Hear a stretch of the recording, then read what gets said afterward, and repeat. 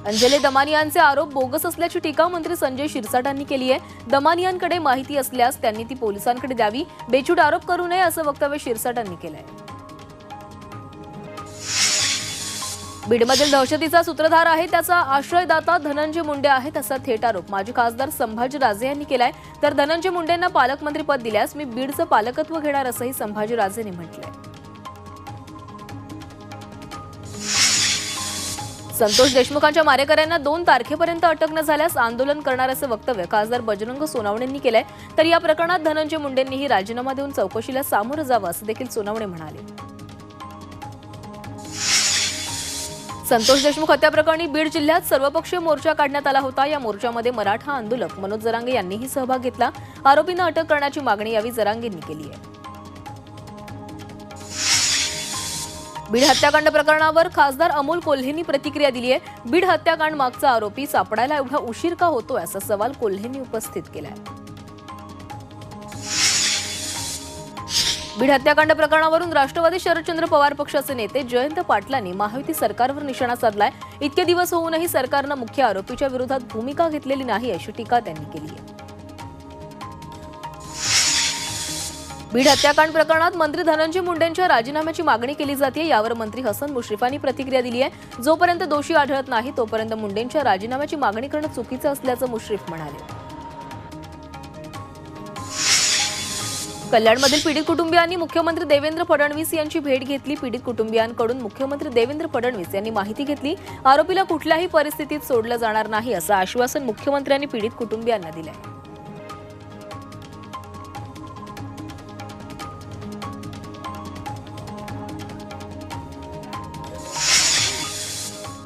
राष्ट्रवादी शरदचंद्र पवार पक्षाचे आमदार जितेंद्र आव्हाड यांनी बीडच्या शिवाजीनगर पोलीस ठाण्यात रुपाली ठोंबरे यांच्या विरोधात तक्रार दाखल केली आहे। रुपाली ठोंबरे यांनी स्क्रीनशॉट सोशल मीडियावर व्हायरल केल्याचा आमदार जितेंद्र आव्हाडांनी आरोप केला आहे।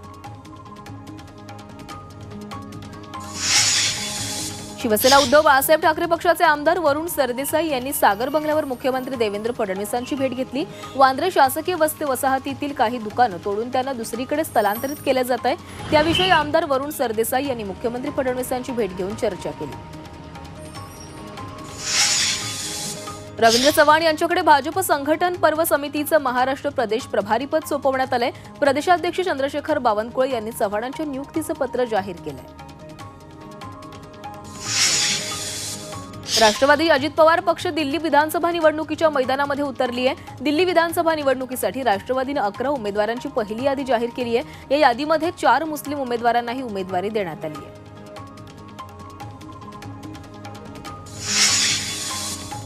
नाशिकच्या येवल्यातील उपजिल्हा रुग्णालयात ख्रिश्चन बांधवांनी रुग्णांना फळं आणि बिस्किटांचं वाटप केलं। नाताळ सप्ताहानिमित्त ख्रिश्चन बांधवांकडून फळांचं वाटप करण्यात आलं। धाराशिवमधील तुळजाभवानीच्या मंदिराच्या दरवाजाची कामं सुरू आहेत। या कामांमुळे मंदिराचा दरवाजा बंद ठेवण्यात आलाय। त्यामुळे दर्शनासाठी आलेल्या भाविकांची मोठ्या प्रमाणात गैरसोय होतीये। त्यासाठी मंदिराचा दरवाजा चालू करण्याची मागणी पुजारी मंडळाच्या वतीने जिल्हाधिकाऱ्यांना करण्यात आली आहे। जेजुरीमध्ये नगर परिषदेच्या वतीने रस्त्यावरील अतिक्रमण काढण्यास सुरुवात झालेली आहे। जेजुरी गडाकडे जाणाऱ्या तिन्ही मार्गावर मोठ्या प्रमाणात अतिक्रमण असल्याने भाविकांना गडावर जाण्यासाठी मोठी कसरत करावी लागते। यासाठी मोठ्या फौजफाट्यामध्ये अतिक्रमण काढण्यात आले। नववर्षाचं स्वागत करताना पोलिसांची सर्व नागरिकांवर करडी नजर राहणार आहे। नवी मुंबईत सर्वत्र पोलीस पेट्रोलिंग आणि चौकाचौकात नाकाबंदी करून मद्यप्राशन करून वाहन चालवणाऱ्यांना कारवाई केली जाणार आहे। अकोल्याच्या बाळापूर तालुक्यातील जिल्हा परिषद शाळेच्या वर्गाचं स्लॅब कोसळलंय। सुदैवानं शाळेला सुट्टी असल्यामुळे मोठी जीवितहानी टळली आहे। मात्र नवीन स्लॅब 8 ते 10 दिवसातच कोसळल्यानं शाळेच्या बांधकामावर प्रश्नचिन्ह निर्माण झाले। महाराष्ट्र साहित्य परिषदेची सर्वसाधारण सभा पुण्यामध्ये पार पडली। या सभेमध्ये मोठा गोंधळ झाल्याचं पाहायला मिळालं। साहित्य परिषदेची सध्याची कार्यकारिणी घटनाबाह्य आहे। त्याचप्रमाणे या कार्यकारिणीने बोलावलेली सभा देखील घटनाबाह्य आहे असा आरोप काही सदस्यांनी केला।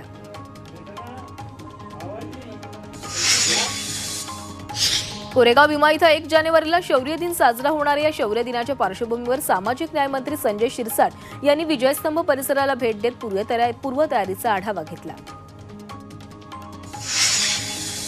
नाशिक महानगरपालिकेचे नवनियुक्त आयुक्त मनीषा खत्री यांनी रामकुंड परिसराची पाहणी केली आहे। मनपाच्या आयुक्त पदाचा पदभार हाती घेताच त्यांनी कामाचा धडाका सुरू केलाय। तर केंद्रानं घोषित केलेला रामकाल प्रकल्प, नमामि गोदा तसंच स्मार्ट सिटी अंतर्गत हाती घेतलेल्या प्रकल्पांची त्यांनी पाहणी केली आहे।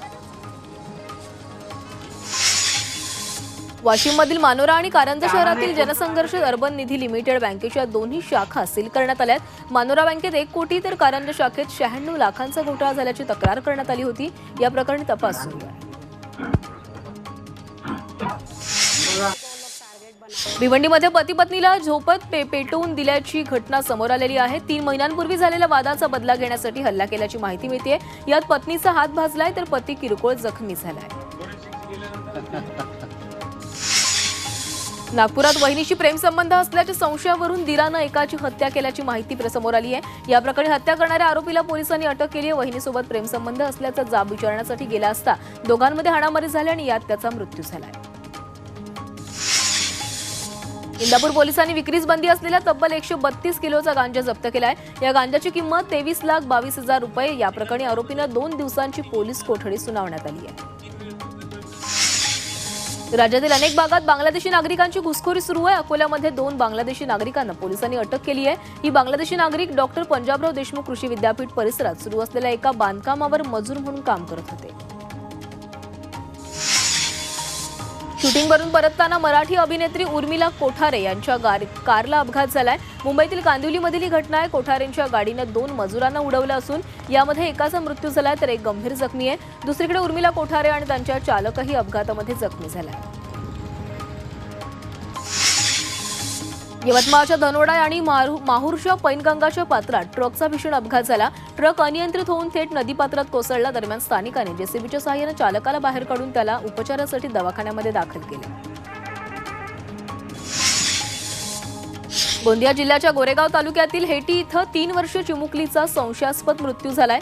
या प्रकरणी चिमुकलीचा मृतदेह शवविच्छेदनासाठी रुग्णालयात पाठवण्यात आलेला आहे। पोलीस याबाबत अधिकचा तपास करत आहेत। अकोल्यातील डॉक्टर पंजाबराव देशमुख कृषी विद्यापीठ इथं कृषी प्रदर्शन भरवण्यात आलंय। या प्रदर्शनात पोंगनुरू जातीची गाय सध्या आकर्षणाचं केंद्र बनलेली आहे। विविध जातीच्या गायी, म्हशी, बैल शेतकऱ्यांच्या माहितीसाठी प्रदर्शनामध्ये ठेवण्यात आल्यात। या पोंगनुरू जातीच्या गायीला पाहण्यासाठी नागरिक मोठी गर्दी करत आहेत। अकोल्यात गार्डन क्लबद्वारे 2 दिवसीय पुष्प प्रदर्शनाचं आयोजन करण्यात आलं। या पुष्प प्रदर्शनात विविध रंगांचे गुलाब, चमेली, जरबेरा फूल प्रदर्शनाचं आकर्षण ठरत आहे। गुलाबाचे 120 प्रकार या प्रदर्शनामध्ये ठेवण्यात आले। तर अकोलेकरांनी हे अनोखं पुष्प प्रदर्शन पाहण्यासाठी गर्दी केली होती। नाशिकच्या रायपुरात कृषी पदवीधर असलेल्या एका युवा शेतकऱ्यानं नर्सरीचा व्यवसाय सुरू केलाय। नोकरीच्या मागे न लागता शेती व्यवसायात या शेतकऱ्यानं नवनवीन प्रयोग करण्याचे ठरवलंय। त्यामुळे शेतकऱ्यांना भाजीपाला पिकांची रोपं तयार केली आहेत।